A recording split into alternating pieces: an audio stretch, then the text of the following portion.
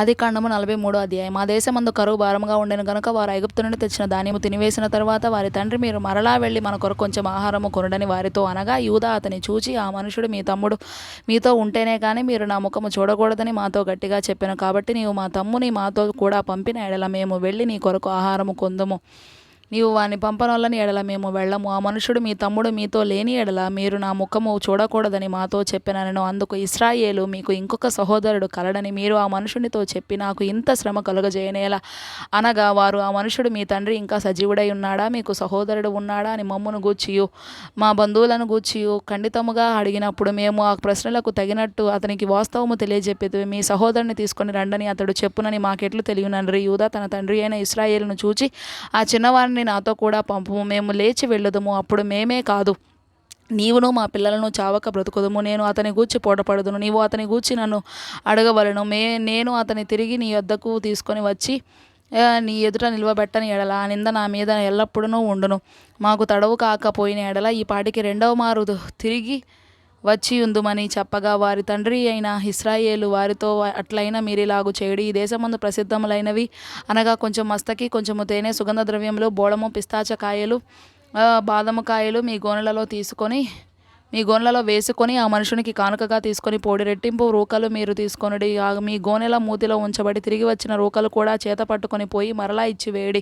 ఒకవేళ అది పొరపాటై ఉండును, మీ తమ్ముని తీసుకొని లేచి ఆ మనుషుని యొద్దకు తిరిగి వెళ్ళుడి. ఆ మనుషుడు మీ ఇతర సహోదరుని బెన్యామీనును మీకు అప్పగించినట్లు సర్వశక్తుడైన దేవుడు ఆ మనుషుని ఎదుట మిమ్మల్ని కరుణించును గాక. నేను పుత్రహీనుడనై ఉండవలసిన ఎడల పుత్రహీనుడనగుదునని వారితో చెప్పాను. ఆ మనుషులు ఆ కానుకను తీసుకొని చేతులలో రెట్టింపు రోకలను తమ వెంట బెన్యామీనును తీసుకొని లేచి ఐగుప్తునకు వెళ్ళి యోసేపు ఎదుట నిలిచిరి. యోసేపు వారితోనున్న బెన్యామీనును చూచి తన గృహ నిర్వాహకునితో, ఈ మనుషులను ఇంటికి తీసుకొని పోయి ఒక వేటను కోసి వంట సిద్ధము చేయించుము. మధ్యాహ్నమందు ఈ మనుషులు నాతో కూడా భోజనము చేయుదురని చెప్పాను. యోసేపు చెప్పినట్లు అతడు చేసి ఆ మనుషులను యోసేపు ఇంటికి తీసుకొని పోయాను. ఆ మనుషులు యోసేపు ఇంటికి రప్పింపబడినందున వారు భయపడి, మొదట మన గోనెలలో తిరిగి పెట్టబడిన రోకల నిమిత్తము అతడు మన మీదికి అకస్మాత్తుగా వచ్చి మీద పడి మనను దాసులుగా చెరపట్టి మన గాడిదలను తీసుకొనుటకు లోపలికి తెప్పించననుకొనిరి. వారు యోసేపు గృహ నిర్వాహకుని యొద్దకు వచ్చి ఇంటి ద్వారమున అతనితో మాట్లాడి, అయ్యా, ఒక మనవి.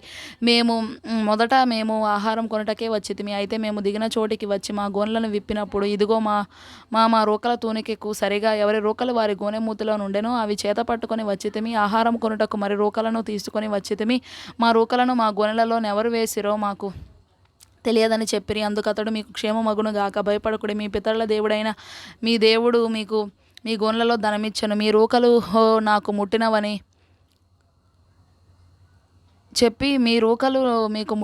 చెప్పి షిమ్యోనును వారి యొద్దకు తీసుకొని వచ్చాను. ఆ మనుషుడు వారిని యోసేపు ఇంటికి తీసుకొని వచ్చి వారికి నీళ్ళియగా వారు కాళ్ళు కడుగుకొనిరి. మరియు అతడు వారి గాడిదలకు మేత వేయించెను. అక్కడ తాము భోజనము చేయవలనని వినిరి గనుక మధ్యాహ్నమందు యోసేపు వచ్చు వేళకు తమ కానుకను సిద్ధము చేసిరి. యోసేపు ఇంటికి వచ్చినప్పుడు వారు తమ చేతులలో ఉన్న కానుకను ఇంటిలోనికి తెచ్చి అతనికిచ్చి అతనికి నేలను సాగిలపడిరి. అప్పుడు, మీరు చెప్పిన ముసలివాడైన మీ తండ్రి క్షేమముగా ఉన్నాడా, అతడు ఇంకా బ్రతికి ఉన్నాడా అని వారి క్షేమ సమాచారము అడిగినందుకు వారు, నీ దాసుడైన మా తండ్రి ఇంకా బ్రతికి ఉన్నాడు, క్షేమముగానున్నాడని చెప్పి వంగి సాగిలపడిరి. అప్పుడు అతడు కన్నులెత్తి తన తల్లి కుమారుడును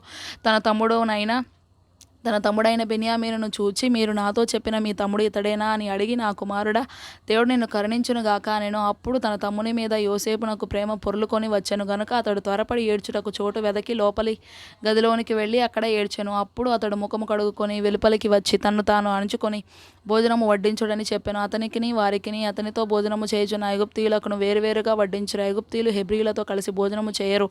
అది ఐగుప్తీయులకు హేము. జ్యేష్ఠుడు మొదలుకొని కనిష్ఠుని వరకు వారు అతని ఎదుట తమ తమ ఈడు చొప్పున కూర్చుండిరి గనుక ఆ మనుషులు ఒకని వైపు ఒకడు చూచి ఆశ్చర్యపడిరి. మరియు అతడు తన ఎదుట నుండి వారికి వంతులెత్తి పంపెను. బెన్యామీను వంతు వారందరి వంతుల కంటే 5 అంతలు గొప్పది. వారు విందు ఆరగించి అతనితో కలిసి సంతుష్టిగా తాగిరి.